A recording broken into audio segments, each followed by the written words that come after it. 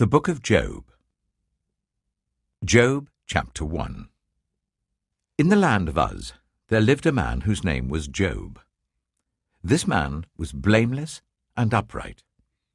He feared God and shunned evil. He had 7 sons and 3 daughters, and he owned 7,000 sheep, 3,000 camels, 500 yoke of oxen, and 500 donkeys, and had a large number of servants. He was the greatest man among all the people of the East. His sons used to hold feasts in their homes on their birthdays, and they would invite their 3 sisters to eat and drink with them. When a period of feasting had run its course, Job would make arrangements for them to be purified.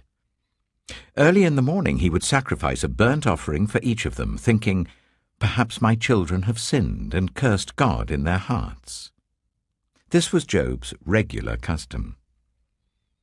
One day the angels came to present themselves before the Lord, and Satan also came with them. The Lord said to Satan, "Where have you come from?" Satan answered the Lord, "From roaming throughout the earth, going to and fro on it." Then the Lord said to Satan, "Have you considered my servant Job? There is no one on earth like him. He is blameless and upright, a man who fears God and shuns evil." "Does Job fear God for nothing?" Satan replied. "Have you not put a hedge around him and his household and everything he has? You have blessed the work of his hands, so that his flocks and herds are spread throughout the land. But now stretch out your hand and strike everything he has, and he will surely curse you to your face." The Lord said to Satan, "Very well then. Everything he has is in your power. But on the man himself do not lay a finger." Then Satan went out from the presence of the Lord. One day, when Job's sons and daughters were feasting and drinking wine at the eldest brother's house, a messenger came to Job and said, "The oxen were ploughing and the donkeys were grazing nearby, and the Sabeans attacked and made off with them. They put the servants to the sword, and I am the only one who has escaped to tell you." While he was still speaking, another messenger came and said, "The fire of God fell from the heavens and burned up the sheep and the servants, and I am the only one who has escaped to tell you." While he was still speaking, another messenger came and said, "The Chaldeans formed 3 raiding parties and swept down on your camels and made off with them. They put the servants to the sword, and I am the only one who has escaped to tell you." While he was still speaking, yet another messenger came and said, "Your sons and daughters were feasting and drinking wine at the eldest brother's house, when suddenly a mighty wind swept in from the desert and struck the 4 corners of the house. It collapsed on them, and they are dead. And I am the only one who has escaped to tell you." At this, Job got up and tore his robe and shaved his head. Then he fell to the ground in worship and said, "Naked I came from my mother's womb, and naked I shall depart. The Lord gave, and the Lord has taken away. May the name of the Lord be praised." In all this, Job did not sin by charging God with wrongdoing. Job chapter 2. On another day the angels came to present themselves before the Lord, and Satan also came with them to present himself before him. And the Lord said to Satan, "Where have you come from?" Satan answered the Lord, "From roaming throughout the earth, going to and fro on it." Then the Lord said to Satan, "Have you considered my servant Job? There is no one on earth like him. He is blameless and upright, a man who fears God and shuns evil. And he still maintains his integrity, though you incited me against him to ruin him without any reason." "Skin for skin," Satan replied. "A man will give all he has for his own life. But now stretch out your hand and strike his flesh and bones, and he will surely curse you to your face." The Lord said to Satan, "Very well then, he is in your hands. but you must spare his life." So Satan went out from the presence of the Lord and afflicted Job with painful sores from the soles of his feet to the crown of his head. Then Job took a piece of broken pottery and scraped himself with it as he sat among the ashes. His wife said to him, "Are you still maintaining your integrity? Curse God and die." He replied, "You are talking like a foolish woman. Shall we accept good from God and not trouble?" In all this, Job did not sin in what he said. When Job's 3 friends, Eliphaz the Temanite, Bildad the Shuhite, and Zophar the Naamathite, heard about all the troubles that had come upon him, they set out from their homes and met together by agreement to go and sympathize with him and comfort him. When they saw him from a distance, they could hardly recognize him. They began to weep aloud, and they tore their robes and sprinkled dust on their heads. Then they sat on the ground with him for 7 days and 7 nights. No one said a word to him, because they saw how great his suffering was. Job chapter 3.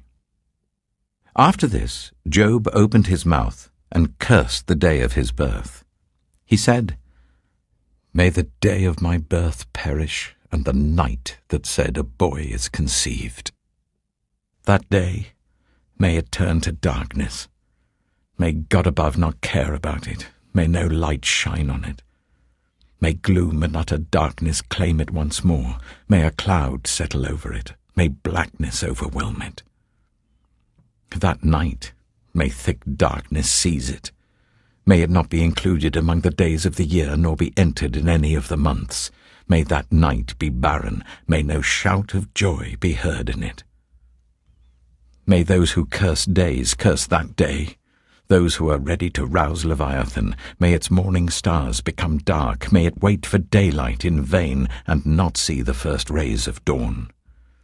For it did not shut the doors of the womb on me, to hide trouble from my eyes.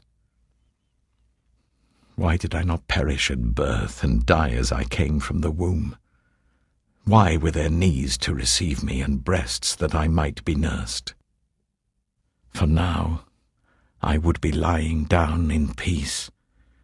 I would be asleep and at rest with kings and rulers of the earth who built for themselves places now lying in ruins, with princes who had gold, who filled their houses with silver.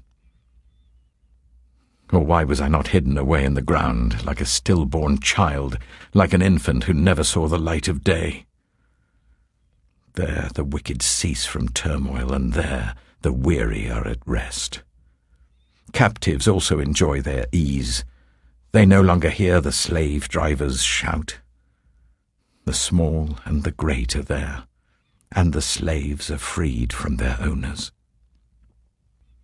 Why is light given to those in misery, and life to the bitter of soul, to those who long for death that does not come, who search for it more than for hidden treasure, who are filled with gladness and rejoice when they reach the grave?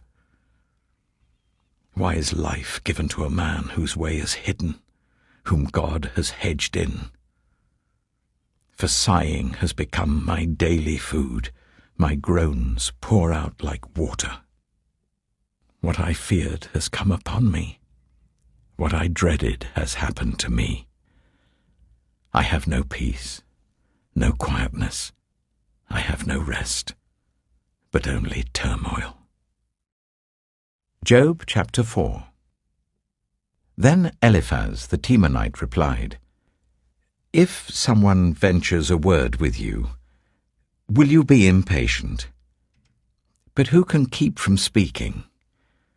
Think how you have instructed many, how you have strengthened feeble hands. Your words have supported those who stumbled, you have strengthened faltering knees. But now trouble comes to you, and you are discouraged. It strikes you, and you are dismayed. Should not your piety be your confidence, and your blameless ways your hope? Consider now, who being innocent has ever perished? Where were the upright ever destroyed? As I have observed, those who plough evil and those who sow trouble reap it. At the breath of God they perish, At the blast of his anger they are no more. The lions may roar and growl, yet the teeth of the great lions are broken. The lion perishes for lack of prey, and the cubs of the lioness are scattered. A word was secretly brought to me. My ears caught a whisper of it. Amid disquieting dreams in the night, when deep sleep falls on people, fear and trembling seized me and made all my bones shake. A spirit glided past my face, and the hair on my body stood on end. It stopped, but I could not tell what it was.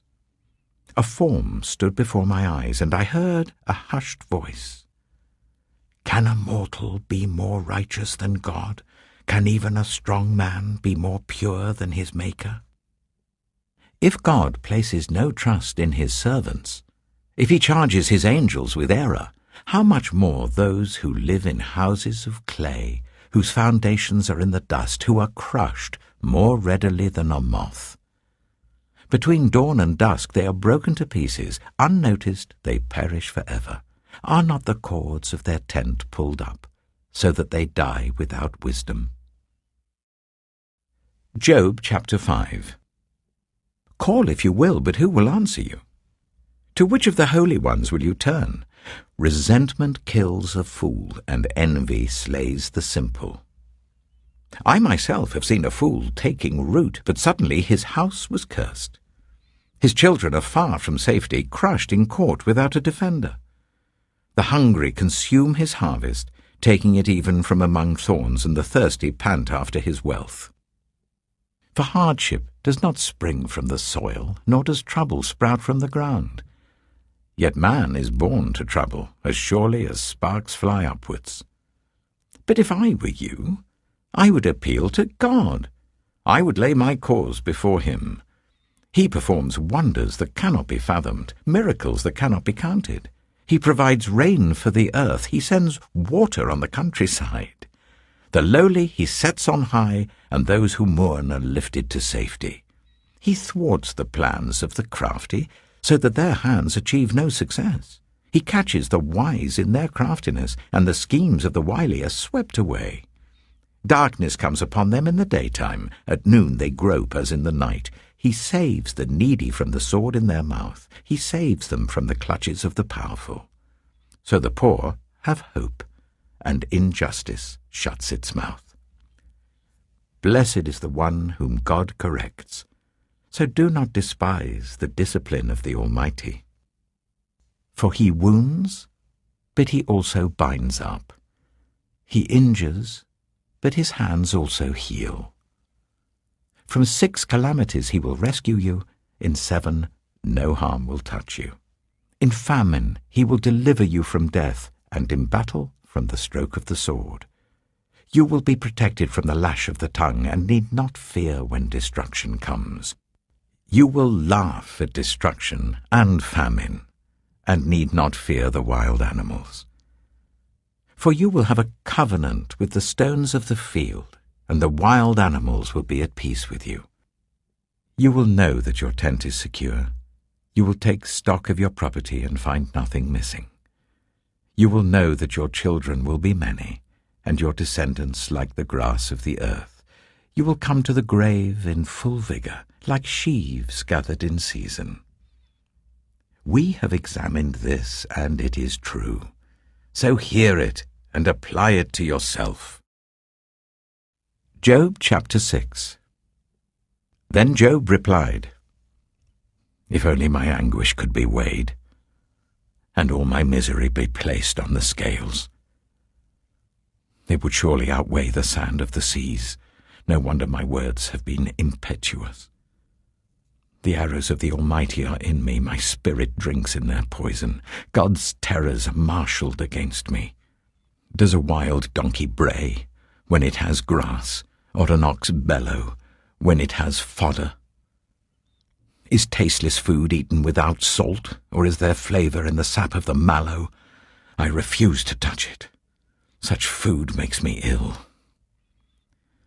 Oh, that I might have my request, that God would grant what I hope for, that God would be willing to crush me, to let loose his hand and cut off my life. Then I would still have this consolation, my joy in unrelenting pain. that I had not denied the words of the Holy One. What strength do I have that I should still hope? What prospects that I should be patient? Do I have the strength of stone? Is my flesh bronze? Do I have any power to help myself now that success has been driven from me? Anyone who withholds kindness from a friend forsakes the fear of the Almighty. But my brothers are as undependable as intermittent streams, as the streams that overflow when darkened by thawing ice and swollen with melting snow, but that stop flowing in the dry season and in the heat vanish from their channels. Caravans turn aside from their routes. They go off into the wasteland and perish. The caravans of Tema look for water. The travelling merchants of Sheba look in hope. They are distressed because they had been confident. They arrive there only to be disappointed. Now you, too, have proved to be of no help. You see something dreadful and are afraid. Have I ever said, "Give something on my behalf, pay a ransom for me from your wealth, deliver me from the hand of the enemy, rescue me from the clutches of the ruthless"? Teach me, and I will be quiet. Show me where I have been wrong. How painful are honest words. But what do your arguments prove? Do you mean to correct what I say and treat my desperate words as wind? You would even cast lots for the fatherless and barter away your friend. But now be so kind as to look at me. Would I lie to your face? Relent, do not be unjust. Reconsider, for my integrity is at stake. Is there any wickedness on my lips? Can my mouth not discern malice? Job chapter 7. Do not mortals have hard service on earth? Are not their days like those of hired labourers? Like a slave longing for the evening shadows, or a hired labourer waiting to be paid, so I have been allotted months of futility, and nights of misery have been assigned to me. When I lie down, I think, how long before I get up? The night drags on, and I toss and turn until dawn. My body is clothed with worms and scabs. My skin is broken and festering. My days are swifter than a weaver's shuttle, and they come to an end without hope. Remember, O God, that my life is but a breath. My eyes will never see happiness again. The eye that now sees me will see me no longer. You will look for me, but I will be no more. As a cloud vanishes and is gone, so one who goes down to the grave does not return. He will never come to his house again. His place will know him no more. Therefore I will not keep silent. I will speak out in the anguish of my spirit. I will complain in the bitterness of my soul. Am I the sea, or the monster of the deep, that you put me under guard? When I think my bed will comfort me, and my couch will ease my complaint, even then you frighten me with dreams and terrify me with visions, so that I prefer strangling and death rather than this body of mine. I despise my life.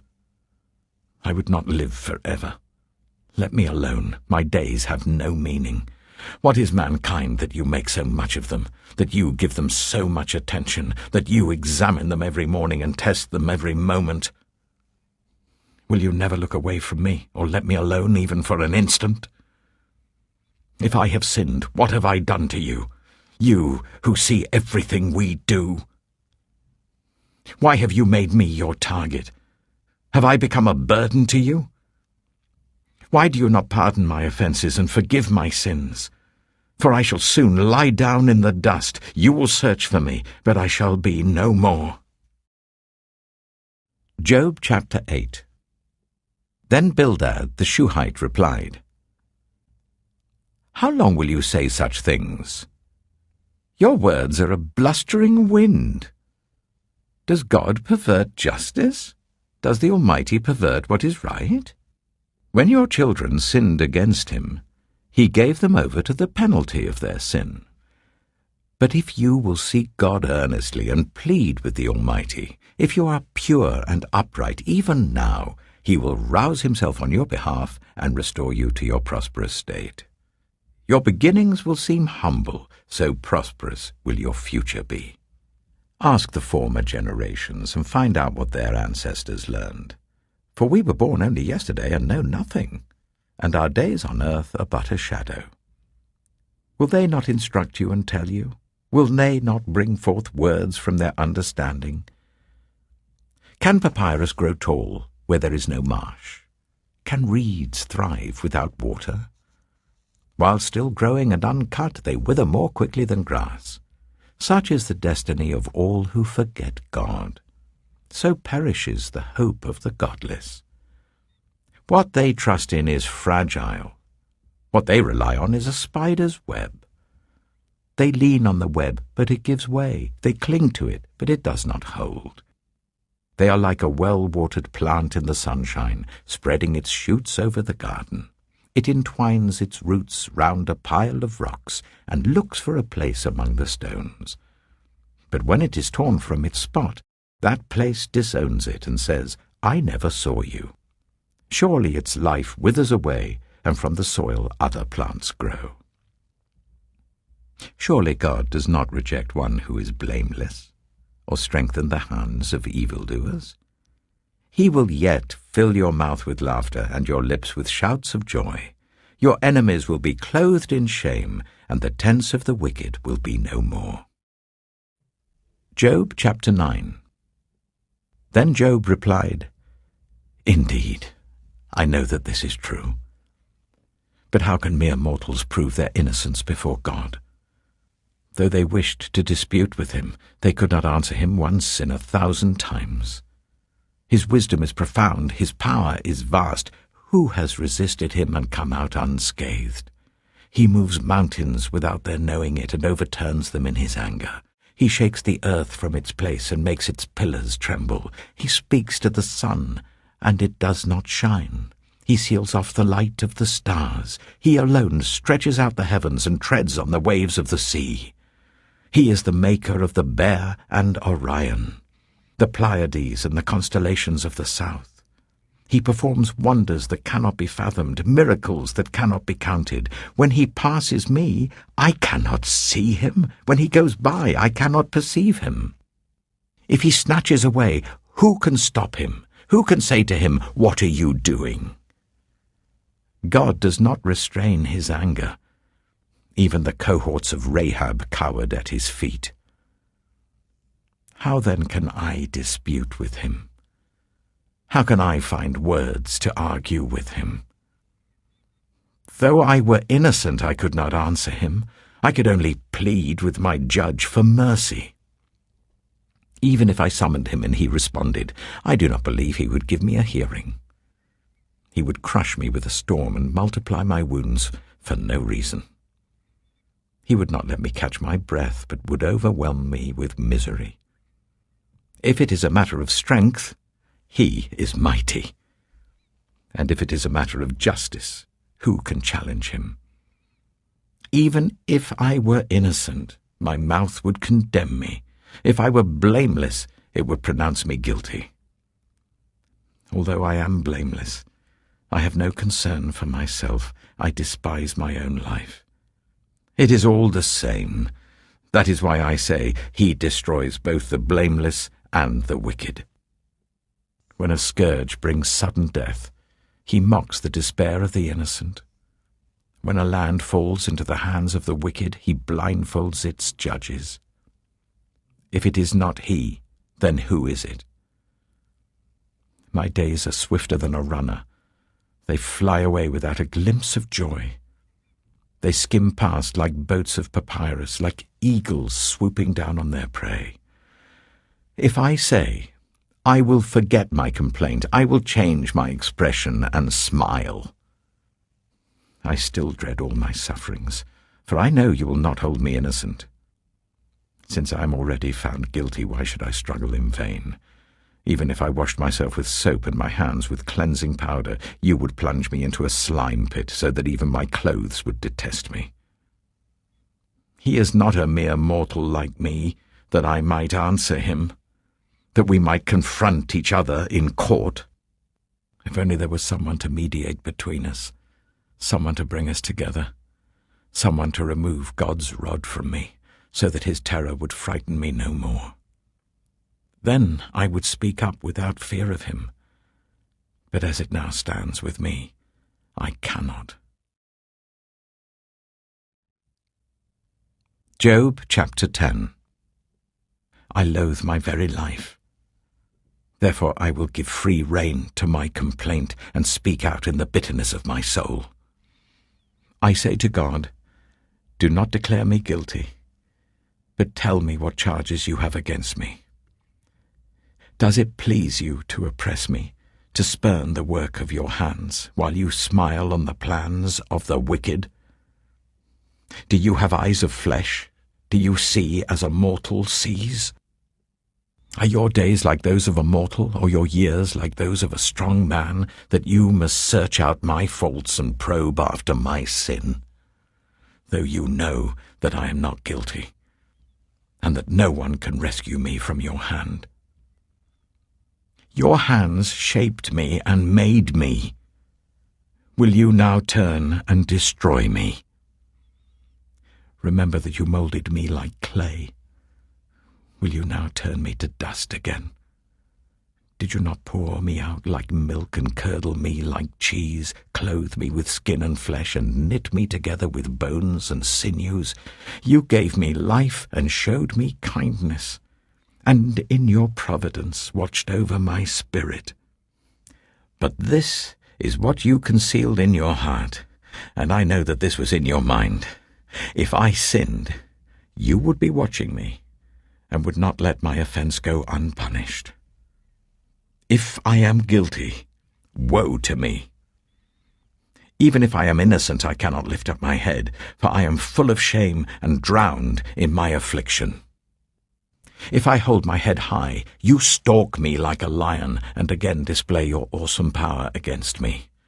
You bring new witnesses against me, and increase your anger towards me. Your forces come against me, wave upon wave. Why then did you bring me out of the womb? I wish I had died before any eye saw me.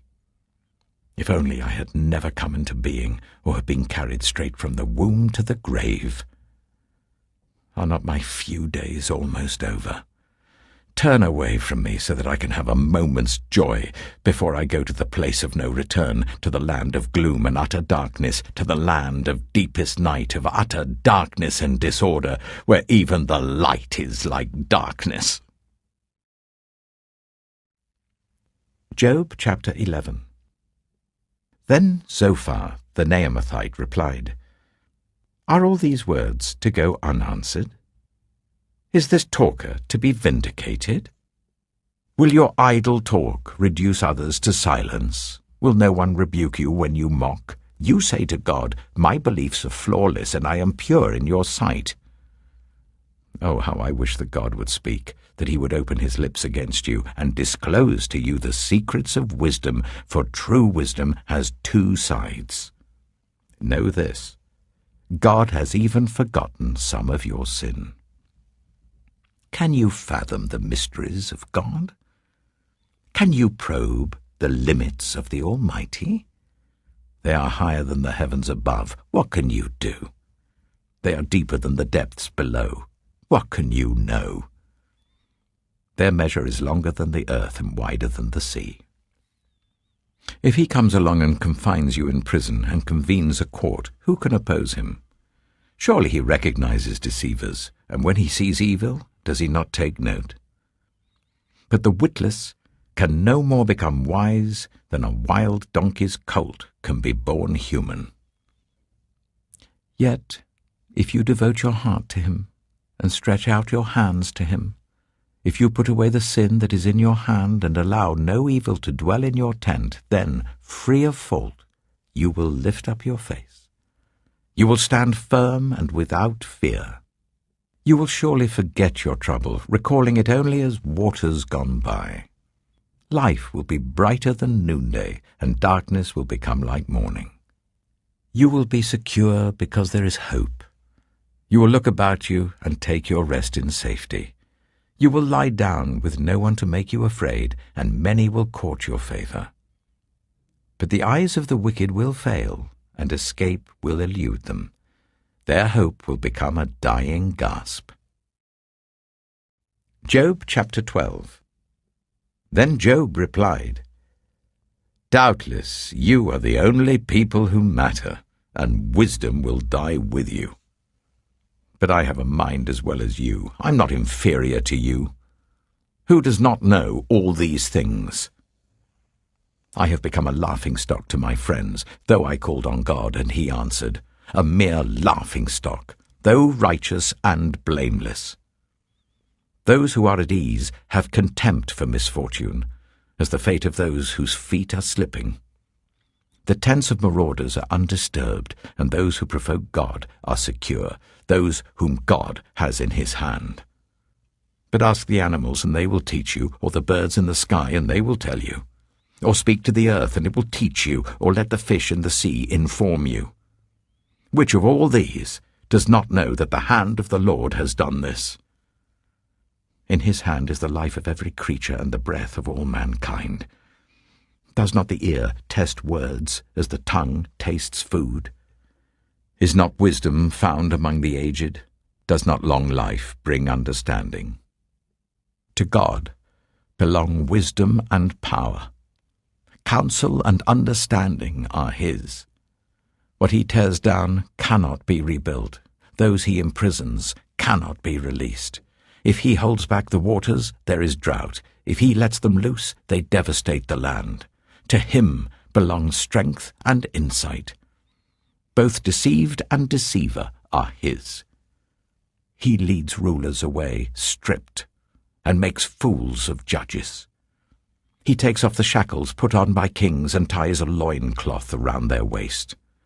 He leads priests away stripped, and overthrows officials long established. He silences the lips of trusted advisers and takes away the discernment of elders. He pours contempt on nobles and disarms the mighty. He reveals the deep things of darkness and brings utter darkness into the light. He makes nations great and destroys them. He enlarges nations and disperses them. He deprives the leaders of the earth of their reason. He makes them wander in a trackless waste. They grope in darkness with no light. He makes them stagger like drunkards.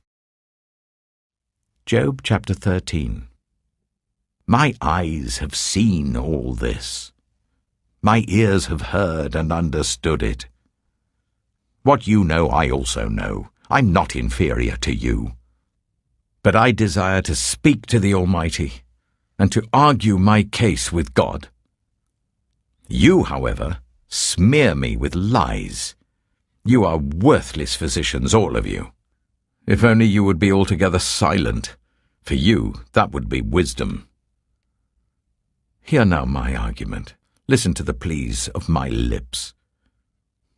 Will you speak wickedly on God's behalf? Will you speak deceitfully for him? Will you show him partiality? Will you argue the case for God? Would it turn out well if he examined you? Could you deceive him as you might deceive a mortal? He would surely call you to account if you secretly showed partiality. Would not his splendor terrify you? Would not the dread of him fall on you? Your maxims are proverbs of ashes. Your defenses are defenses of clay. Keep silent and let me speak. Then let come to me what may. Why do I put myself in jeopardy and take my life in my hands? Though he slay me, yet will I hope in him. I will surely defend my ways to his face. Indeed, this will turn out for my deliverance, for no godless person would dare come before him. Listen carefully to what I say. Let my words ring in your ears. Now that I have prepared my case, I know I will be vindicated. Can anyone bring charges against me? If so, I will be silent and die. Only grant me these two things, God, and then I will not hide from you. withdraw your hand far from me, and stop frightening me with your terrors. Then summon me, and I will answer, or let me speak, and you reply to me. How many wrongs and sins have I committed? Show me my offense and my sin. Why do you hide your face and consider me your enemy? Will you torment a wind-blown leaf? Will you chase after dry chaff? For you write down bitter things against me and make me reap the sins of my youth. You fasten my feet in shackles. You keep close watch on all my paths by putting marks on the soles of my feet. So man wastes away like something rotten, like a garment eaten by moths. Job chapter 14. Mortals, born of woman, are of few days and full of trouble. They spring up like flowers and wither away, like fleeting shadows. They do not endure. Do you fix your eye on them? Will you bring them before you for judgment? Who can bring what is pure from the impure? No one. A person's days are determined. You have decreed the number of his months, and have set limits he cannot exceed. So look away from him and let him alone, till he has put in his time like a hired labourer. At least there is hope for a tree. If it is cut down, it will sprout again, and its new shoots will not fail. Its roots may grow old in the ground, and its stump die in the soil, yet at the scent of water it will bud and put forth shoots like a plant. But a man dies and is laid low. He breathes his last and is no more. As the water of a lake dries up, or a riverbed becomes parched and dry, so he lies down and does not rise. Till the heavens are no more, people will not awake or be roused from their sleep.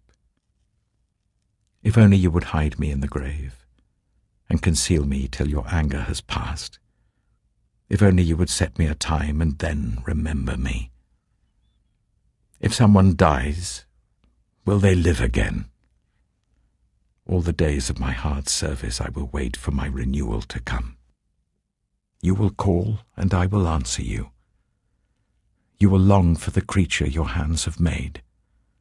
Surely then you will count my steps, but not keep track of my sin. My offences will be sealed up in a bag. You will cover over my sin.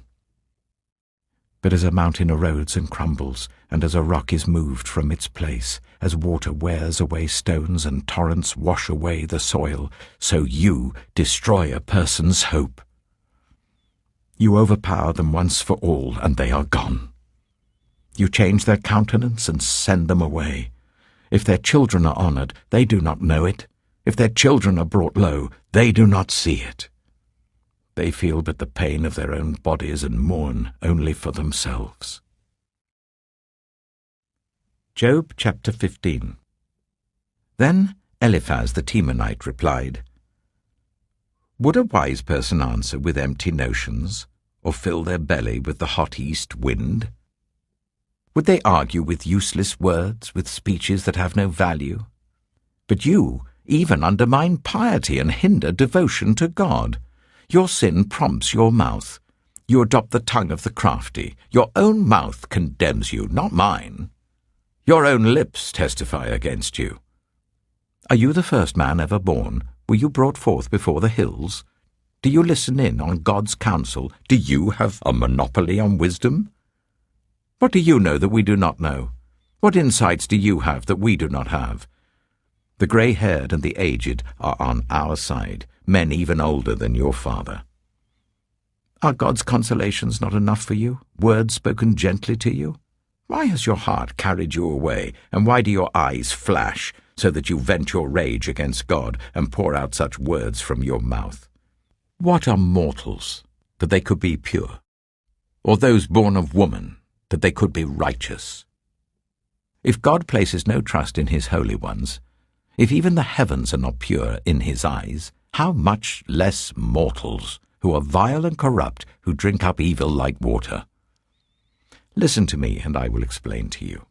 Let me tell you what I have seen, what the wise have declared, hiding nothing received from their ancestors, to whom alone the land was given when no foreigners moved among them. All his days the wicked man suffers torment, the ruthless man, through all the years stored up for him. Terrifying sounds fill his ears. When all seems well, marauders attack him. He despairs of escaping the realm of darkness. He is marked for the sword. He wanders about for food like a vulture. He knows the day of darkness is at hand. Distress and anguish fill him with terror. Troubles overwhelm him, like a king poised to attack, because he shakes his fist at God and vaunts himself against the Almighty, defiantly charging against him with a thick, strong shield. Though his face is covered with fat, and his waist bulges with flesh, he will inhabit ruined towns and houses where no one lives, houses crumbling to rubble. He will no longer be rich, and his wealth will not endure, nor will his possessions spread over the land. He will not escape the darkness. A flame will wither his shoots, and the breath of God's mouth will carry him away. Let him not deceive himself by trusting what is worthless, for he will get nothing in return. Before his time he will wither, and his branches will not flourish. He will be like a vine stripped of its unripe grapes, like an olive tree shedding its blossoms. For the company of the godless will be barren, and fire will consume the tents of those who love bribes. They conceive trouble and give birth to evil. Their womb fashions deceit. Job chapter 16. Then Job replied, I have heard many things like these. You're miserable comforters, all of you. Will your long-winded speeches never end? What ails you that you keep on arguing? I also could speak like you if you were in my place. I could make fine speeches against you and shake my head at you. But my mouth would encourage you. Comfort from my lips would bring you relief. Yet if I speak, my pain is not relieved, and if I refrain, it does not go away. Surely, God, you have worn me out. You have devastated my entire household. You have shriveled me up, and it has become a witness. My gauntness rises up and testifies against me. God assails me and tears me in his anger and gnashes his teeth at me. My opponent fastens on me his piercing eyes. People open their mouths to jeer at me. They strike my cheek in scorn and unite together against me. God has turned me over to the ungodly and thrown me into the clutches of the wicked. All was well with me, but he shattered me. He seized me by the neck and crushed me. He has made me his target. His archers surround me. Without pity, he pierces my kidneys and spills my gall on the ground. Again and again he bursts upon me. He rushes at me like a warrior. I have sewed sackcloth over my skin and buried my brow in the dust. My face is red with weeping. Dark shadows ring my eyes. Yet my hands have been free of violence, and my prayer is pure. Earth, do not cover my blood. May my cry never be laid to rest. Even now my witness is in heaven, my advocate is on high. My intercessor is my friend, as my eyes pour out tears to God. On behalf of a man, he pleads with God as one pleads for a friend. Only a few years will pass before I take the path of no return. Job chapter 17. My spirit is broken, my days are cut short, the grave awaits me. Surely mockers surround me. My eyes must dwell on their hostility. Give me, O God, the pledge you demand. Who else will put up security for me? You have closed their minds to understanding, therefore you will not let them triumph. If anyone denounces their friends for reward, the eyes of their children will fail. God has made me a byword to everyone, a man in whose face people spit. My eyes have grown dim with grief. My whole frame is but a shadow. The upright are appalled at this. The innocent are aroused against the ungodly. Nevertheless, the righteous will hold to their ways, and those with clean hands will grow stronger. But come on, all of you. Try again. I will not find a wise man among you. My days have passed, my plans are shattered. Yet the desires of my heart turn night into day. In the face of the darkness, light is near. If the only home I hope for is the grave, if I spread out my bed in the realm of darkness, if I say to corruption, "You are my father," and to the worm, "My mother," or "My sister," where then is my hope? Who can see any hope for me? Will it go down to the gates of death? Will we descend together into the dust? Job chapter 18. Then Bildad the Shuhite replied, "When will you end these speeches? Be sensible, and then we can talk. Why are we regarded as cattle and considered stupid in your sight, you who tear yourself to pieces in your anger? Is the earth to be abandoned for your sake, or must the rocks be moved from their place? The lamp of a wicked man is snuffed out, the flame of his fire stops burning. The light in his tent becomes dark, the lamp beside him goes out. The vigour of his step is weakened, his own schemes throw him down. His feet thrust him into a net. He wanders into its mesh. A trap seizes him by the heel, a snare holds him fast. A noose is hidden for him on the ground, a trap lies in his path.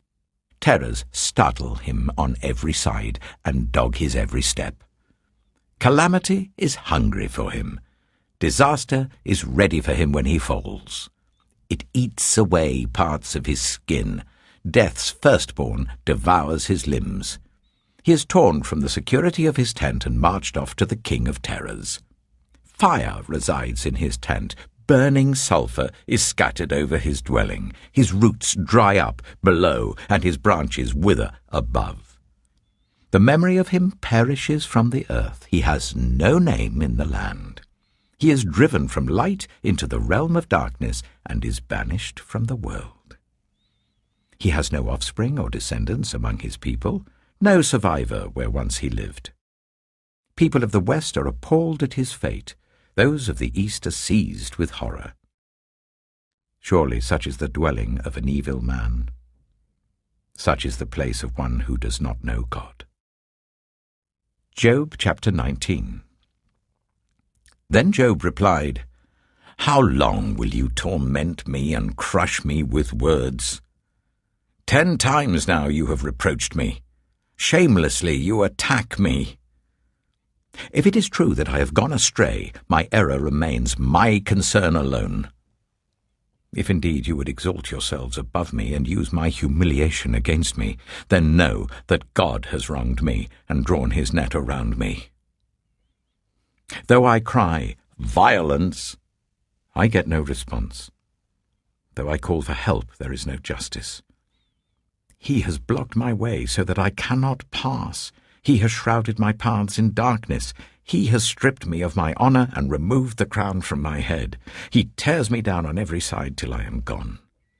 He uproots my hope like a tree. His anger burns against me. He counts me among his enemies. His troops advance in force. They build a siege ramp against me and encamp around my tent. He has alienated my family from me. My acquaintances are completely estranged from me. My relatives have gone away. My closest friends have forgotten me. My guests and my female servants count me a foreigner. They look upon me as a stranger. I summon my servant, but he does not answer, though I beg him with my own mouth. My breath is offensive to my wife. I'm loathsome to my own family. Even the little boys scorn me. When I appear, they ridicule me. All my intimate friends detest me. Those I love have turned against me. I am nothing but skin and bones. I have escaped only by the skin of my teeth. Have pity on me, my friends. Have pity, for the hand of God has struck me. Why do you pursue me as God does? Will you never get enough of my flesh? Oh, that my words were recorded, that they were written on a scroll, that they were inscribed with an iron tool on lead or engraved in rock forever. I know that my Redeemer lives, and that in the end he will stand on the earth. And after my skin has been destroyed, yet in my flesh I will see God. I myself will see him with my own eyes, I and not another. How my heart yearns within me. If you say, "How we will hound him, since the root of the trouble lies in him," you should fear the sword yourselves. For wrath will bring punishment by the sword, and then you will know that there is judgment. Job chapter 20. Then Zophar the Naamathite replied, My troubled thoughts prompt me to answer because I am greatly disturbed. I hear a rebuke that dishonors me, and my understanding inspires me to reply. Surely you know how it has been from old, ever since mankind was placed on the earth, that the mirth of the wicked is brief, the joy of the godless lasts but a moment. Though the pride of the godless person reaches to the heavens and his head touches the clouds, he will perish forever, like his own dung. Those who have seen him will say, Where is he? Like a dream he flies away, no more to be found, banished like a vision of the night. The eye that saw him will not see him again. His place will look on him no more. His children must make amends to the poor, his own hands must give back his wealth. The youthful vigour that fills his bones will lie with him in the dust. Though evil is sweet in his mouth, and he hides it under his tongue, though he cannot bear to let it go, and lets it linger in his mouth, yet his food will turn sour in his stomach. It will become the venom of serpents within him. He will spit out the riches he swallowed. God will make his stomach vomit them up. He will suck the poison of serpents. The fangs of an adder will kill him. He will not enjoy the streams, the rivers flowing with honey and cream. What he toiled for, he must give back uneaten. He will not enjoy the profit from his trading. For he has oppressed the poor and left them destitute. He has seized houses he did not build. Surely he will have no respite from his craving. He cannot save himself by his treasure. Nothing is left for him to devour. His prosperity will not endure. In the midst of his plenty, distress will overtake him. The full force of misery will come upon him. When he has filled his belly, God will vent his burning anger against him and rain down his blows on him. Though he flees from an iron weapon, a bronze-tipped arrow pierces him.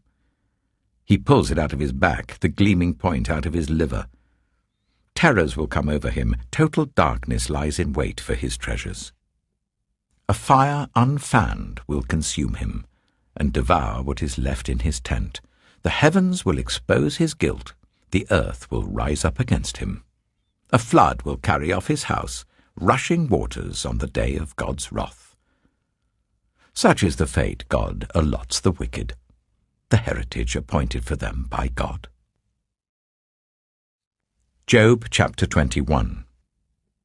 Then Job replied, Listen carefully to my words. Let this be the consolation you give me. Bear with me while I speak, and after I have spoken, mock on. Is my complaint directed to a human being? Why should I not be impatient? Look at me, and be appalled. Clap your hand over your mouth. When I think about this, I'm terrified. Trembling seizes my body.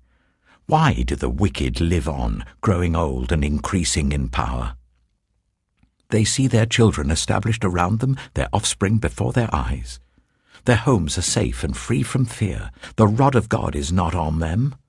Their bulls never fail to breed. Their cows calve and do not miscarry. They send forth their children as a flock. Their little ones dance about. They sing to the music of tambourine and lyre. They make merry to the sound of the pipe. They spend their years in prosperity and go down to the grave in peace.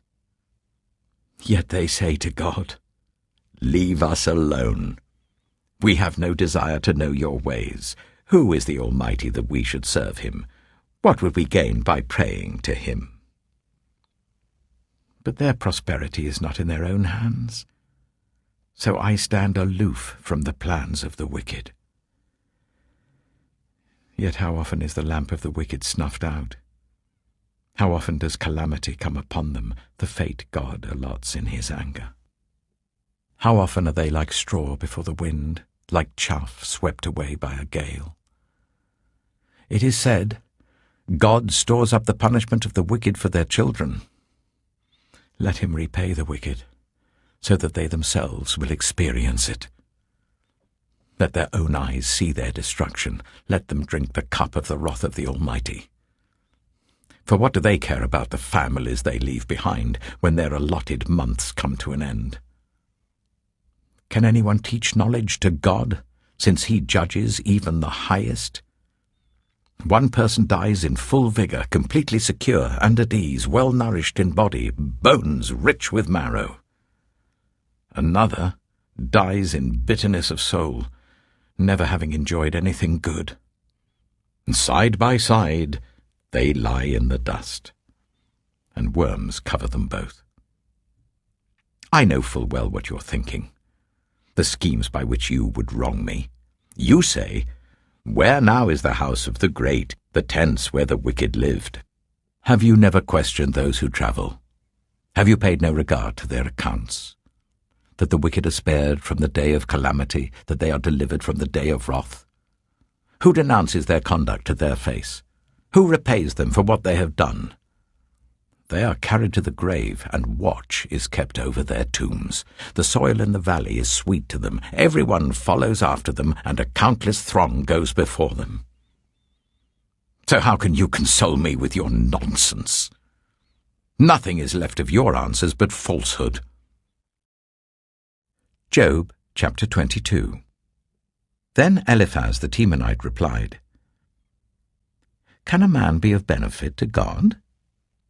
Can even a wise person benefit him? What pleasure would it give the Almighty if you were righteous? What would he gain if your ways were blameless?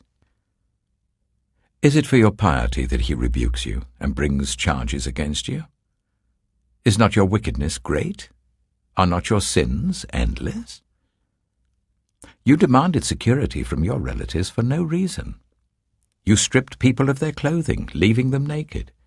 You gave no water to the weary, and you withheld food from the hungry, though you were a powerful man owning land, an honored man living on it. And you sent widows away empty-handed and broke the strength of the fatherless. That is why snares are all around you, why sudden peril terrifies you, why it is so dark that you cannot see, and why a flood of water covers you.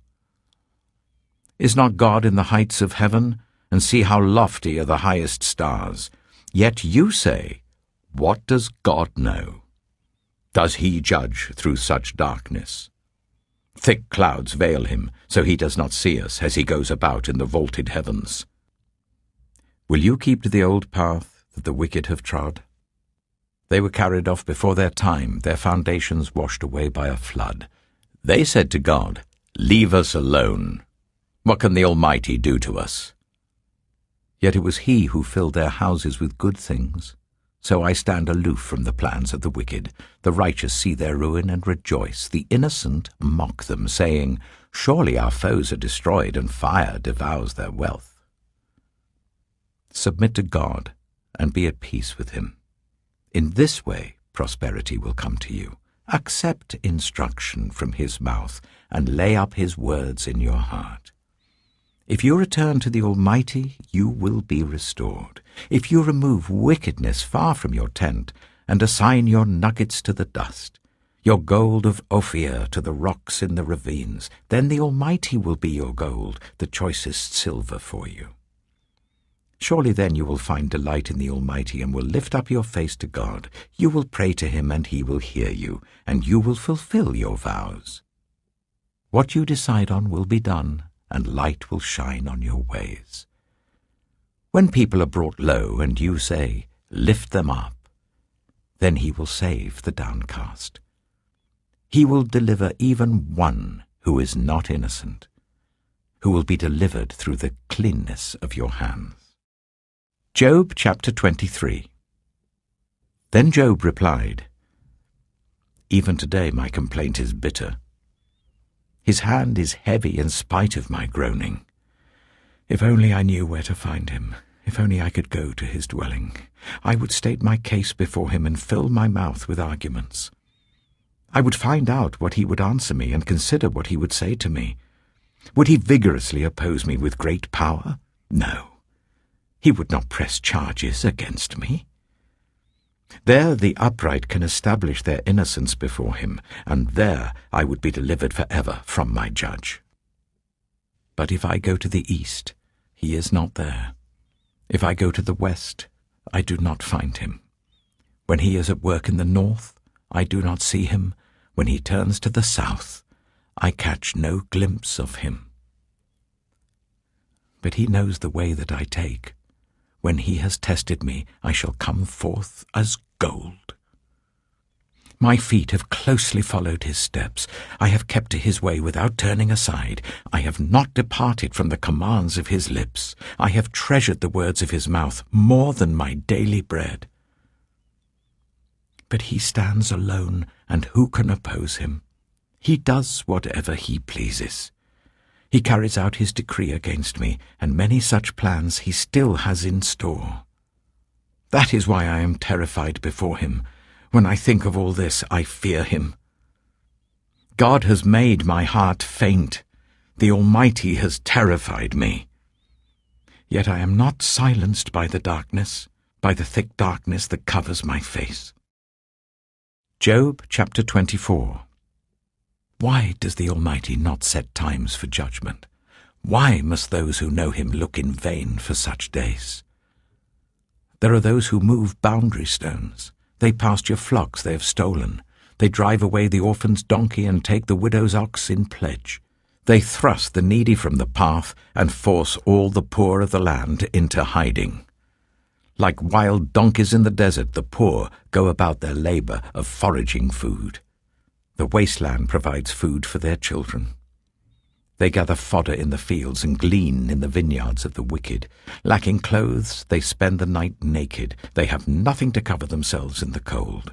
They are drenched by mountain rains and hug the rocks for lack of shelter.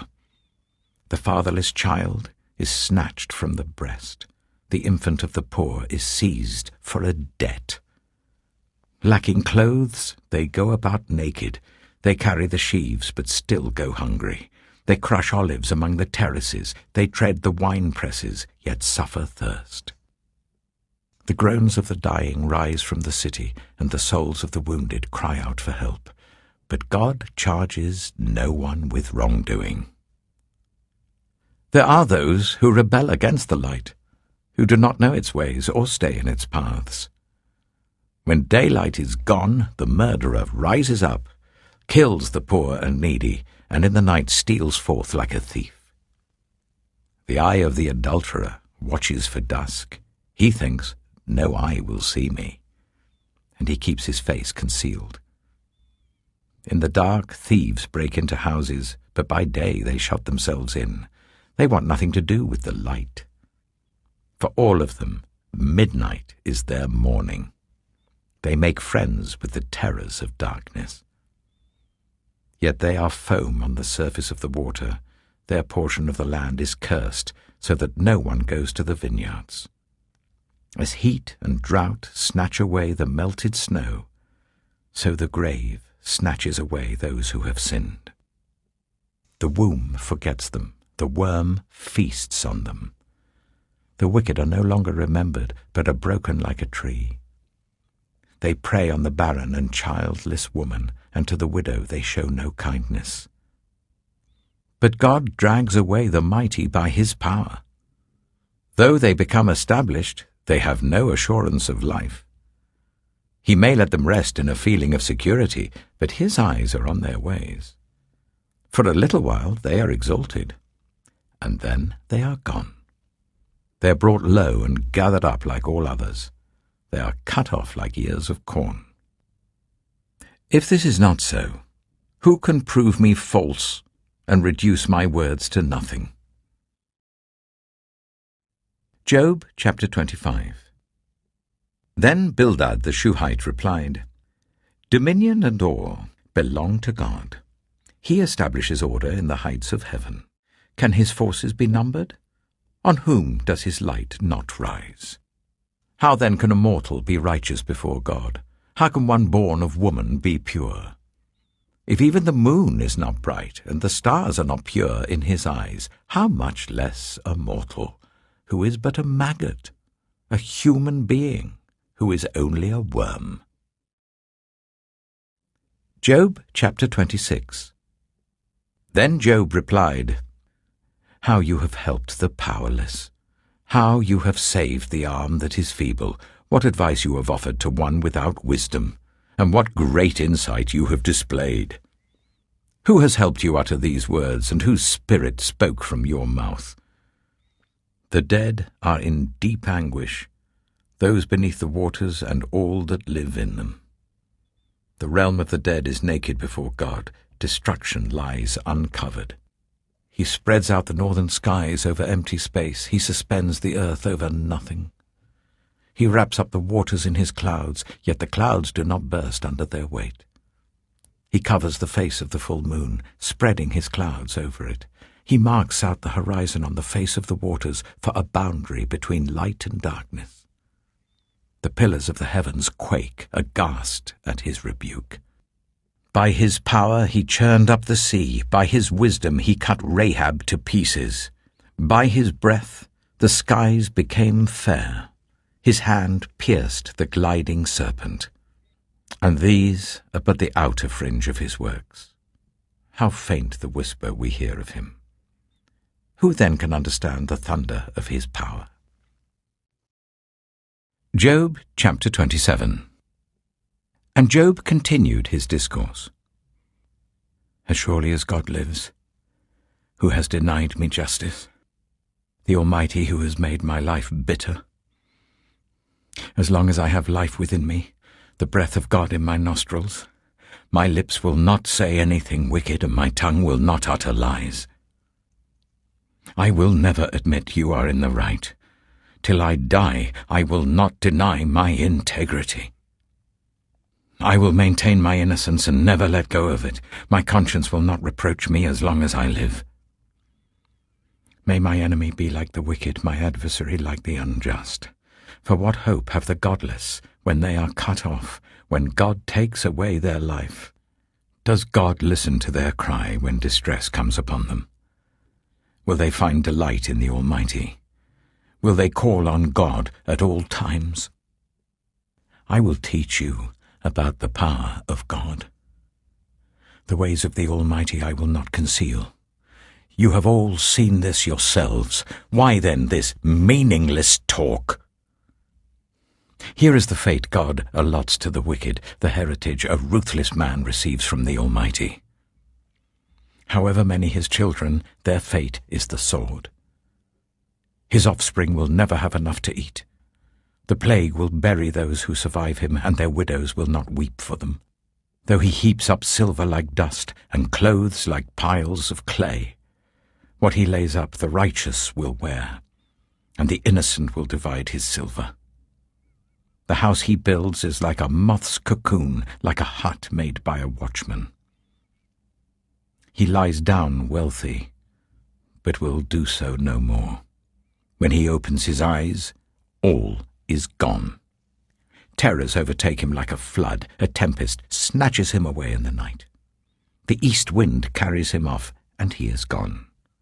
It sweeps him out of his place. It hurls itself against him without mercy as he flees headlong from its power. It claps its hands in derision and hisses him out of his place. Job chapter 28. There is a mine for silver, and a place where gold is refined. Iron is taken from the earth, and copper is smelted from ore. Mortals put an end to the darkness. They search out the farthest recesses for ore in the blackest darkness. Far from human dwellings they cut a shaft in places untouched by human feet. Far from other people they dangle and sway. The earth from which food comes is transformed below as by fire. Lapis lazuli comes from its rocks, and its dust contains nuggets of gold. No bird of prey knows that hidden path. No falcon's eye has seen it. Proud beasts do not set foot on it, and no lion prowls there. People assault the flinty rock with their hands and lay bare the roots of the mountains. They tunnel through the rock. Their eyes see all its treasures. They search the sources of the rivers and bring hidden things to light. But where can wisdom be found? Where does understanding dwell? No mortal comprehends its worth. It cannot be found in the land of the living. The deep says, "It is not in me." The sea says, "It is not with me." It cannot be bought with the finest gold, nor can its price be weighed out in silver. It cannot be bought with the gold of Ophir, with precious onyx or lapis lazuli. Neither gold nor crystal can compare with it, nor can it be had for jewels of gold. Coral and jasper are not worthy of mention. The price of wisdom is beyond rubies. The topaz of Cush cannot compare with it. It cannot be bought with pure gold. Where then does wisdom come from? Where does understanding dwell? It is hidden from the eyes of every living thing, concealed even from the birds in the sky. Destruction and death say, "Only a rumor of it has reached our ears." God understands the way to it, and He alone knows where it dwells. For He views the ends of the earth and sees everything under the heavens. When He established the force of the wind and measured out the waters, when He made a decree for the rain and a path for the thunderstorm, then He looked at wisdom and appraised it. He confirmed it and tested it. And He said to the human race, "The fear of the Lord, that is wisdom, and to shun evil is understanding." Job chapter 29. Job continued his discourse. "How I long for the months gone by, for the days when God watched over me, when His lamp shone on my head, and by His light I walked through darkness. Oh, for the days when I was in my prime, when God's intimate friendship blessed my house, when the Almighty was still with me and my children were around me, when my path was drenched with cream, and the rock poured out for me streams of olive oil. When I went to the gate of the city and took my seat in the public square, the young men saw me and stepped aside, and the old men rose to their feet. The chief men refrained from speaking and covered their mouths with their hands. The voices of the nobles were hushed, and their tongues stuck to the roof of their mouths. Whoever heard me spoke well of me, and those who saw me commended me, because I rescued the poor who cried for help, and the fatherless who had none to assist them. The one who was dying blessed me. I made the widow's heart sing. I put on righteousness as my clothing, justice was my robe and my turban. I was eyes to the blind and feet to the lame. I was a father to the needy. I took up the case of the stranger. I broke the fangs of the wicked and snatched the victims from their teeth. I thought, I shall die in my own house, my days as numerous as the grains of sand. My roots will reach to the water, and the dew will lie all night on my branches. My glory will not fade. The bow will be ever new in my hand. People listened to me expectantly, waiting in silence for my counsel. After I had spoken, they spoke no more. My words fell gently on their ears. They waited for me as for showers, and drank in my words as the spring rain. When I smiled at them, they scarcely believed it. The light of my face was precious to them. I chose the way for them and sat as their chief. I dwelt as a king among his troops. I was like one who comforts mourners. Job chapter 30. But now they mock me, men younger than I, whose fathers I would have disdained to put with my sheepdogs. Of what use was the strength of their hands to me, since their vigour had gone from them?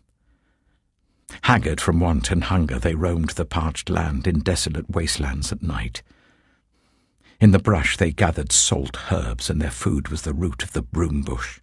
They were banished from human society, shouted at as if they were thieves. They were forced to live in the dry stream beds, among the rocks and in holes in the ground.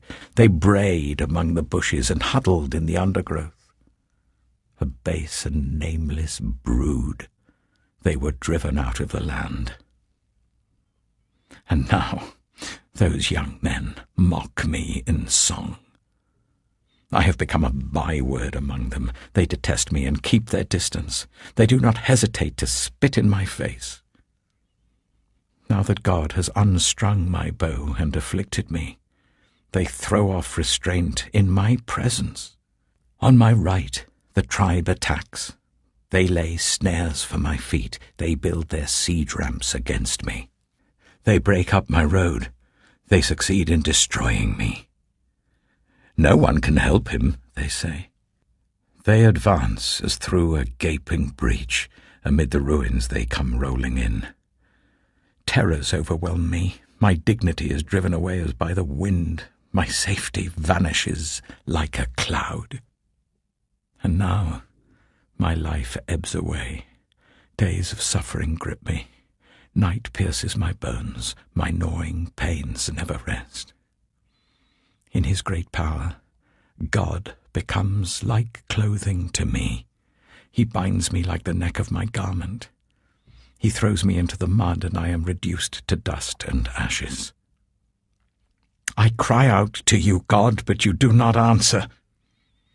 I stand up, but you merely look at me. You turn on me ruthlessly. With the might of your hand you attack me. You snatch me up and drive me before the wind. You toss me about in the storm. I know you will bring me down to death, to the place appointed for all the living. Surely no one lays a hand on a broken man when he cries for help in his distress. Have I not wept for those in trouble? Has not my soul grieved for the poor? Yet when I hoped for good, evil came. When I looked for light, then came darkness. The churning inside me never stops. Days of suffering confront me. I go about blackened, but not by the sun. I stand up in the assembly and cry for help. I have become a brother of jackals, a companion of owls. My skin grows black and peels. My body burns with fever.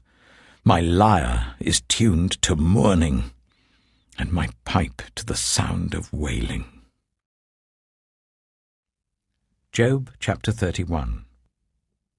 I made a covenant with my eyes, not to look lustfully at a young woman. For what is our lot from God above, our heritage from the Almighty on high? Is it not ruin for the wicked? Disaster for those who do wrong? Does he not see my ways and count my every step? If I have walked with falsehood, or my foot has hurried after deceit, let God weigh me in honest scales, and he will know that I am blameless. If my steps have turned from the path, if my heart has been led by my eyes, or if my hands have been defiled, then may others eat what I have sown, and may my crops be uprooted. If my heart has been enticed by a woman, or if I have lurked at my neighbour's door, then may my wife grind another man's grain, and may other men sleep with her. for that would have been wicked, a sin to be judged. It is a fire that burns to destruction. It would have uprooted my harvest. If I have denied justice to any of my servants, whether male or female, when they had a grievance against me, what will I do when God confronts me? What will I answer when called to account? Did not he who made me in the womb make them? Did not the same one form us both within our mothers?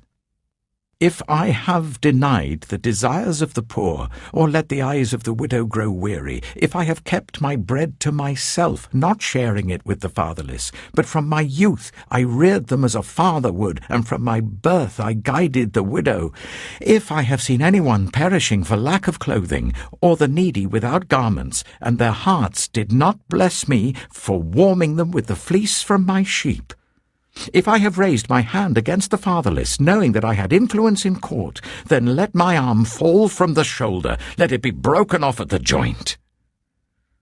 For I dreaded destruction from God, and for fear of his splendor I could not do such things.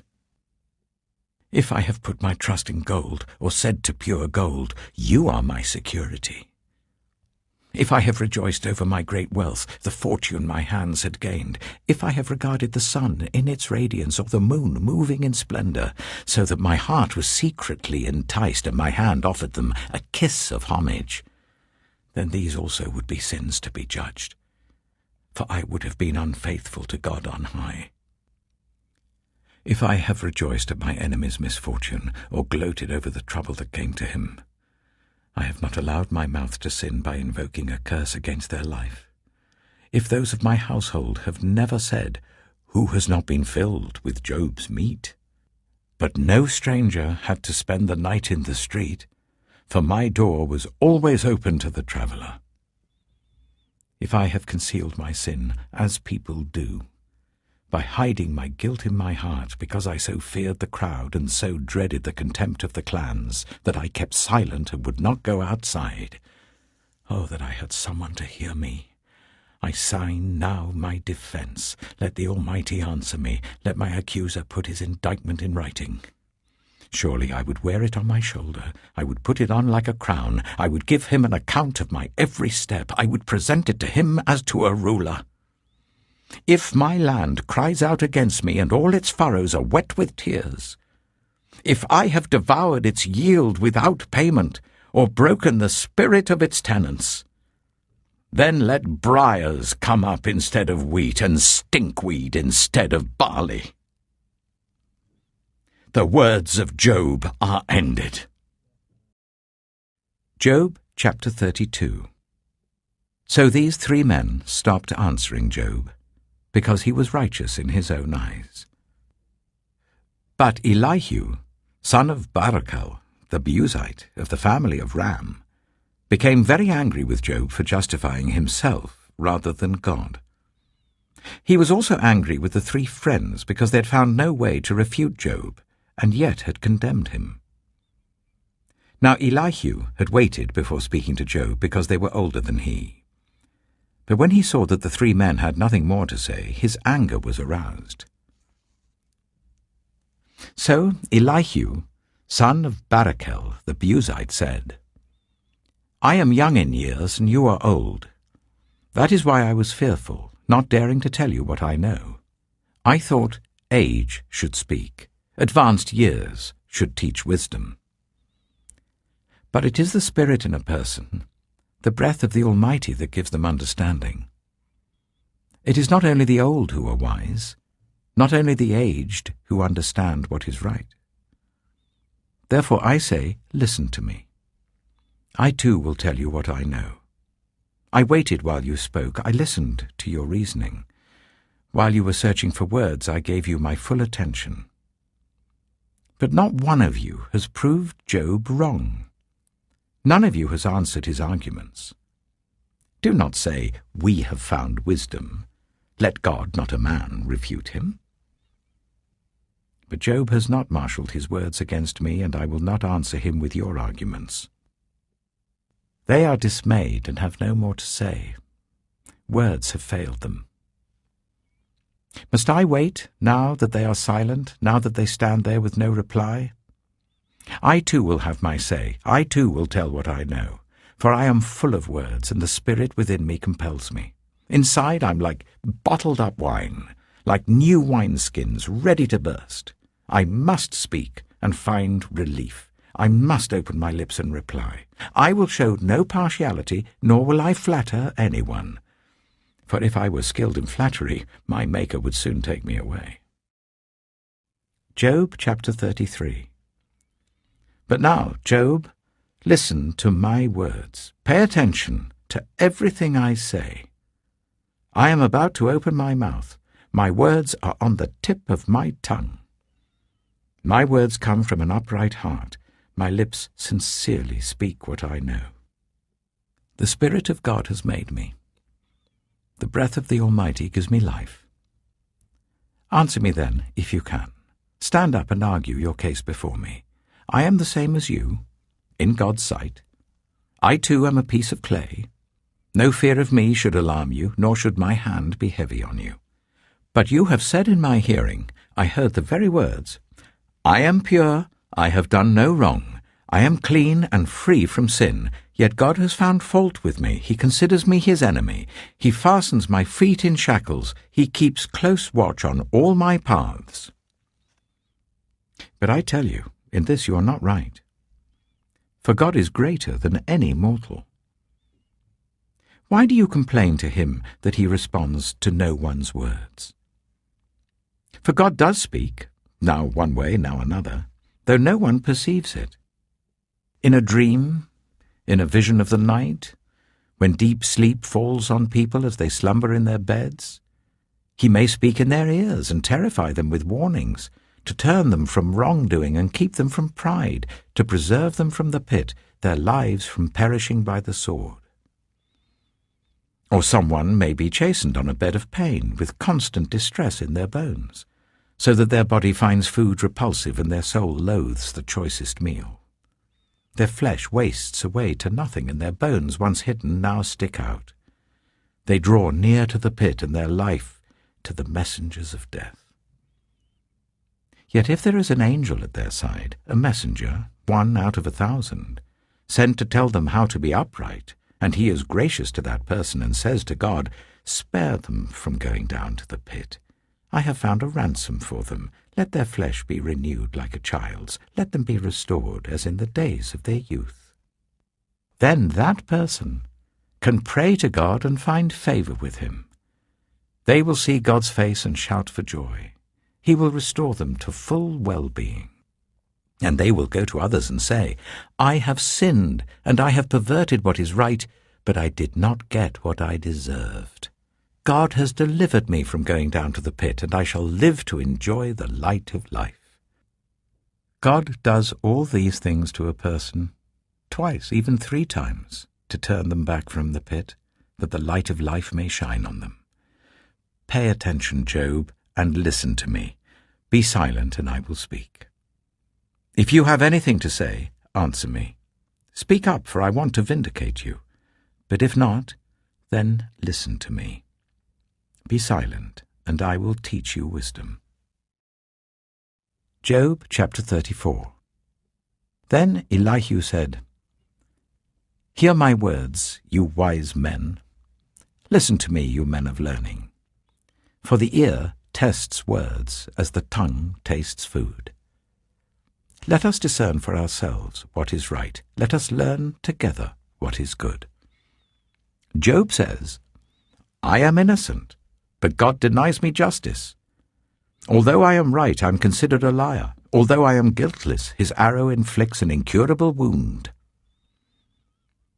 Is there anyone like Job, who drinks scorn like water? He keeps company with evildoers. He associates with the wicked, for he says, there is no profit in trying to please God. So listen to me, you men of understanding. Far be it from God to do evil, from the Almighty to do wrong. He repays everyone for what they have done. He brings on them what their conduct deserves. It is unthinkable that God would do wrong. that the Almighty would pervert justice? Who appointed him over the earth? Who put him in charge of the whole world? If it were his intention, and he withdrew his spirit and breath, all humanity would perish together, and mankind would return to the dust. If you have understanding, hear this. Listen to what I say. Can someone who hates justice govern? Will you condemn the just and mighty one? Is he not the one who says to kings, "You are worthless," and to nobles, "You are wicked"? Who shows no partiality to princes and does not favor the rich over the poor, for they are all the work of his hands? They die in an instant, in the middle of the night. The people are shaken and they pass away. The mighty are removed without human hand. His eyes are on the ways of mortals. He sees their every step. There is no deep shadow, no utter darkness, where evildoers can hide. God has no need to examine men further, that they should come before him for judgment. Without inquiry, he shatters the mighty and sets up others in their place. Because he takes note of their deeds, he overthrows them in the night and they are crushed. He punishes them for their wickedness where everyone can see them, because they turned from following him and had no regard for any of his ways. They caused the cry of the poor to come before him, so that he heard the cry of the needy. But if he remains silent, who can condemn him? If he hides his face, who can see him? Yet he is over individual and nation alike, to keep the godless from ruling, from laying snares for the people. Suppose someone says to God, "I am guilty but will offend no more. Teach me what I cannot see. If I have done wrong, I will not do so again." Should God then reward you on your terms when you refuse to repent? You must decide, not I. So tell me what you know. Men of understanding declare, wise men who hear me say to me, Job speaks without knowledge, his words lack insight. Oh, that Job might be tested to the uttermost for answering like a wicked man. To his sin he adds rebellion. Scornfully he claps his hands among us and multiplies his words against God. Job chapter 35. Then Elihu said, "Do you think this is just? You say, I am in the right, not God. Yet you ask him, what profit is it to me, and what do I gain by not sinning? I would like to reply to you, and to your friends with you. Look up at the heavens and see. Gaze at the clouds so high above you. If you sin, how does that affect him? If your sins are many, what does that do to him? If you are righteous, what do you give to him, or what does he receive from your hand? Your wickedness only affects humans like yourself, and your righteousness only other people. People cry out under a load of oppression. They plead for relief from the arm of the powerful, but no one says, Where is God my Maker, who gives songs in the night, who teaches us more than he teaches the beasts of the earth, and makes us wiser than the birds in the sky? He does not answer when people cry out because of the arrogance of the wicked. Indeed, God does not listen to their empty plea. The Almighty pays no attention to it. How much less, then, will he listen when you say that you do not see him, that your case is before him, and you must wait for him, and further, that his anger never punishes, and he does not take the least notice of wickedness? So Job opens his mouth with empty talk. Without knowledge he multiplies words. Job chapter 36. Elihu continued, Bear with me a little longer, and I will show you that there is more to be said on God's behalf. I get my knowledge from afar. I will ascribe justice to my Maker. Be assured that my words are not false. One who has perfect knowledge is with you. God is mighty, but despises no one. He is mighty and firm in his purpose. He does not keep the wicked alive, but gives the afflicted their rights. He does not take his eyes off the righteous. He enthrones them with kings and exalts them forever. But if people are bound in chains, held fast by cords of affliction, he tells them what they have done, that they have sinned arrogantly. He makes them listen to correction and commands them to repent of their evil. If they obey and serve him, they will spend the rest of their days in prosperity and their years in contentment. But if they do not listen, they will perish by the sword and die without knowledge. The godless in heart harbor resentment. Even when he fetters them, they do not cry for help. They die in their youth among male prostitutes of the shrines. But those who suffer, he delivers in their suffering. He speaks to them in their affliction. He is wooing you from the jaws of distress to a spacious place, free from restriction, to the comfort of your table, laden with choice food. But now you are laden with judgment due to the wicked. Judgment and justice have taken hold of you. Be careful that no one entices you by riches. Do not let a large bribe turn you aside. Would your wealth, or even all your mighty efforts, sustain you, so you would not be in distress? Do not long for the night to drag people away from their homes. Beware of turning to evil, which you seem to prefer to affliction. God is exalted in his power. Who is a teacher like him? Who has prescribed his ways for him, or said to him, "You have done wrong"? Remember to extol his work, which people have praised in song. All humanity has seen it. Mortals gaze on it from afar. How great is God, beyond our understanding. The number of his years is past finding out. He draws up the drops of water which distill as rain to the streams. The clouds pour down their moisture and abundant showers fall on mankind. Who can understand how he spreads out the clouds, how he thunders from his pavilion? See how he scatters his lightning about him, bathing the depths of the sea. This is the way he governs the nations and provides food in abundance. He fills his hands with lightning and commands it to strike its mark. His thunder announces the coming storm. Even the cattle make known its approach.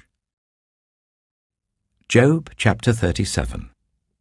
At this, my heart pants and leaps from its place. Listen. Listen to the roar of his voice, to the rumbling that comes from his mouth.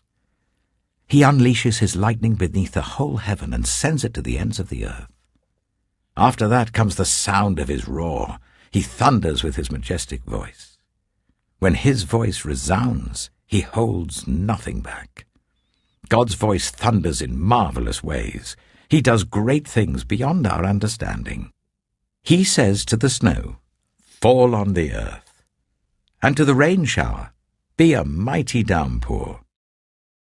So that everyone he has made may know his work, he stops all people from their labor. The animals take cover, they remain in their dens.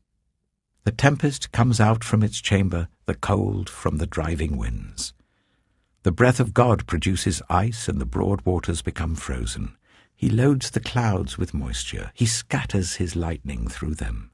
At his direction, they swirl around over the face of the whole earth to do whatever he commands them. He brings the clouds to punish people, or to water his earth and show his love. Listen to this, Job. Stop and consider God's wonders. Do you know how God controls the clouds and makes his lightning flash? Do you know how the clouds hang poised, those wonders of him who is perfect in knowledge? You who swelter in your clothes when the land lies hushed under the south wind, can you join him in spreading out the skies, hard as a mirror of cast bronze? Tell us what we should say to him. We cannot draw up our case because of our darkness. Should he be told that I want to speak? Would anyone ask to be swallowed up? Now no one can look at the sun, bright as it is in the skies, after the wind has swept them clean. Out of the north he comes in golden splendor. God comes in awesome majesty. The Almighty is beyond our reach and exalted in power. In his justice and great righteousness he does not oppress. Therefore people revere him. For does he not have regard for all the wise in heart? Job chapter 38. Then the Lord spoke to Job out of the storm. He said, "Who is this that obscures my plans with words without knowledge? Brace yourself like a man. I will question you, and you shall answer me. Where were you when I laid the earth's foundation? Tell me if you understand. Who marked off its dimensions? Surely you know. Who stretched a measuring line across it? On what were its footings set? Or who laid its cornerstone, while the morning stars sang together and all the angels shouted for joy? Who shut up the sea behind doors when it burst forth from the womb? When I made the clouds its garment and wrapped it in thick darkness, when I fixed limits for it and set its doors and bars in place, when I said, 'This far you may come and no farther. Here is where your proud waves halt.' Have you ever given orders to the morning, or shown the dawn its place, that it might take the earth by the edges and shake the wicked out of it? The earth takes shape like clay under a seal. Its features stand out like those of a garment. The wicked are denied their light, and their upraised arm is broken. Have you journeyed to the springs of the sea, or walked in the recesses of the deep? Have the gates of death been shown to you? Have you seen the gates of the deepest darkness? Have you comprehended the vast expanses of the earth? Tell me if you know all this. What is the way to the abode of light? And where does darkness reside? Can you take them to their places? Do you know the paths to their dwellings? Surely you know, for you were already born. You have lived so many years. Have you entered the storehouses of the snow, or seen the storehouses of the hail, which I reserve for times of trouble, for days of war and battle? What is the way to the place where the lightning is dispersed, or the place where the east winds are scattered over the earth? Who cuts a channel for the torrents of rain, and a path for the thunderstorm, to water a land where no one lives, an uninhabited desert, to satisfy a desolate wasteland, and make it sprout with grass? Does the rain have a father? Who fathers the drops of dew? From whose womb comes the ice? Who gives birth to the frost from the heavens, when the waters become hard as stone, when the surface of the deep is frozen? Can you bind the chains of the Pleiades? Can you loosen Orion's belt? Can you bring forth the constellations in their seasons, or lead out the bear with its cubs? Do you know the laws of the heavens? Can you set up God's dominion over the earth? Can you raise your voice to the clouds and cover yourself with a flood of water? Do you send the lightning bolts on their way? Do they report to you, 'Here we are'? Who gives the ibis wisdom, or gives the cockerel understanding? Who has the wisdom to count the clouds? Who can tip over the water jars of the heavens when the dust becomes hard and the clods of earth stick together? Do you hunt the prey for the lioness, and satisfy the hunger of the lions when they crouch in their dens or lie in wait in a thicket?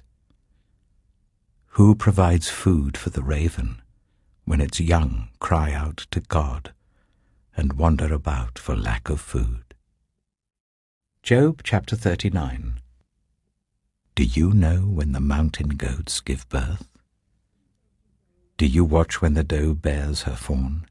Do you count the months till they bear? Do you know the time they give birth? They crouch down and bring forth their young. Their labor pains are ended. Their young thrive and grow strong in the wilds. They leave and do not return. Who let the wild donkey go free? Who untied its ropes? I gave it the wasteland as its home, the salt flats as its habitat. It laughs at the commotion in the town. It does not hear a driver's shout. It ranges the hills for its pasture and searches for any green thing. Will the wild ox consent to serve you? Will it stay by your manger at night? Can you hold it to the furrow with a harness? Will it till the valleys behind you? Will you rely on it for its great strength? Will you leave your heavy work to it? Can you trust it to haul in your grain and bring it to your threshing floor? The wings of the ostrich flap joyfully, though they cannot compare with the wings and feathers of the stork. She lays her eggs on the ground and lets them warm in the sand, unmindful that a foot may crush them, that some wild animal may trample them. She treats her young harshly, as if they were not hers. She cares not that her labor was in vain, for God did not endow her with wisdom, or give her a share of good sense. Yet when she spreads her feathers to run, she laughs at horse and rider. Do you give the horse its strength, or clothe its neck with a flowing mane? Do you make it leap like a locust, striking terror with its proud snorting? It paws fiercely, rejoicing in its strength, and charges into the fray. It laughs at fear, afraid of nothing. It does not shy away from the sword. The quiver rattles against its side, along with the flashing spear and lance.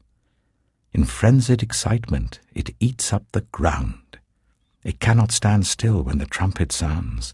At the blast of the trumpet it snorts, aha! It catches the scent of battle from afar, the shout of commanders and the battle cry. Does the hawk take flight by your wisdom and spread its wings towards the south? Does the eagle soar at your command and build its nest on high? It dwells on a cliff and stays there at night. A rocky crag is its stronghold. From there it looks for food. Its eyes detect it from afar. Its young ones feast on blood, and where the slain are, there it is. Job chapter 40. The Lord said to Job, Will the one who contends with the Almighty correct him? Let him who accuses God answer him. Then Job answered the Lord, I am unworthy. How can I reply to you? I put my hand over my mouth. I spoke once, but I have no answer. Twice, but I will say no more. Then the Lord spoke to Job out of the storm. Brace yourself like a man. I will question you, and you shall answer me. Would you discredit my justice? Would you condemn me to justify yourself? Do you have an arm like God's, and can your voice thunder like his? Then adorn yourself with glory and splendor, and clothe yourself in honor and majesty. Unleash the fury of your wrath. Look at all who are proud and bring them low. Look at all who are proud and humble them. Crush the wicked where they stand. Bury them all in the dust together. Shroud their faces in the grave. Then I myself will admit to you that your own right hand can save you. Look at Behemoth, which I made along with you, and which feeds on grass like an ox. What strength it has in its loins, what power in the muscles of its belly. Its tail sways like a cedar, the sinews of its thighs are close knit. Its bones are tubes of bronze, its limbs like rods of iron. It ranks first among the works of God, yet its maker can approach it with his sword. The hills bring it their produce, and all the wild animals play nearby. Under the lotus plant it lies, hidden among the reeds in the marsh. The lotuses conceal it in their shadow, the poplars by the stream surround it. A raging river does not alarm it. It is secure, though the Jordan should surge against its mouth. Can anyone capture it by the eyes, or trap it and pierce its nose? Job chapter 41. Can you pull in Leviathan with a fishhook, or tie down its tongue with a rope? Can you put a cord through its nose, or pierce its jaw with a hook? Will it keep begging you for mercy? Will it speak to you with gentle words? Will it make an agreement with you for you to take it as your slave for life? Can you make a pet of it like a bird, or put it on a leash for the young women in your house? Will traders barter for it? Will they divide it up among the merchants? Can you fill its hide with harpoons, or its head with fishing spears? If you lay a hand on it, you will remember the struggle and never do it again. Any hope of subduing it is false. The mere sight of it is overpowering. No one is fierce enough to rouse it. Who then is able to stand against me? Who has a claim against me that I must pay?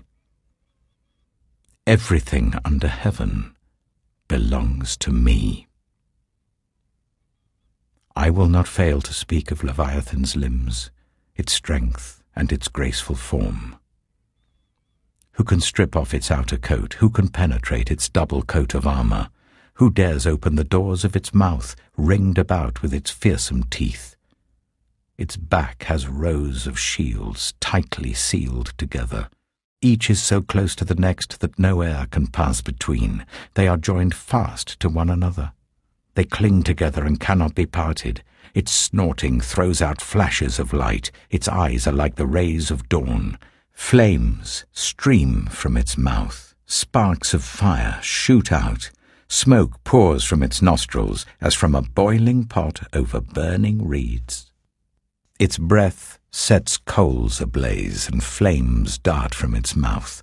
Strength resides in its neck. Dismay goes before it. The folds of its flesh are tightly joined. They are firm and immovable. Its chest is hard as rock, hard as a lower millstone. When it rises up, the mighty are terrified. They retreat before its thrashing. The sword that reaches it has no effect, nor does the spear or the dart or the javelin. Iron it treats like straw, and bronze like rotten wood. Arrows do not make it flee. Slingstones are like chaff to it. A club seems to it but a piece of straw. It laughs at the rattling of the lance. Its undersides are jagged potsherds, leaving a trail in the mud like a threshing sledge. It makes the depths churn like a boiling cauldron, and stirs up the sea like a pot of ointment. It leaves a glistening wake behind it. One would think the deep had white hair. Nothing on earth is its equal, a creature without fear. It looks down on all that are haughty. It is king over all that are proud. Job chapter 42. Then Job replied to the Lord, I know that you can do all things. No purpose of yours can be thwarted. You asked, who is this that obscures my plans without knowledge? Surely I spoke of things I did not understand, things too wonderful for me to know. You said, listen now, and I will speak. I will question you, and you shall answer me. My ears had heard of you, but now my eyes have seen you. Therefore I despise myself and repent in dust and ashes. After the Lord had said these things to Job, he said to Eliphaz the Temanite, I am angry with you and your 2 friends, because you have not spoken the truth about me as my servant Job has. So now take 7 bulls and 7 rams, and go to my servant Job and sacrifice a burnt offering for yourselves. My servant Job will pray for you, and I will accept his prayer, and not deal with you according to your folly. You have not spoken the truth about me, as my servant Job has." So Eliphaz the Temanite, Bildad the Shuhite, and Zophar the Naamathite did what the Lord told them, and the Lord accepted Job's prayer. After Job had prayed for his friends, the Lord restored his fortunes and gave him twice as much as he had before. All his brothers and sisters, and everyone who had known him before, came and ate with him in his house. They comforted and consoled him over all the trouble the Lord had brought on him, and each one gave him a piece of silver and a gold ring. The Lord blessed the latter part of Job's life more than the former part. He had 14,000 sheep, 6,000 camels, 1,000 yoke of oxen, and 1,000 donkeys.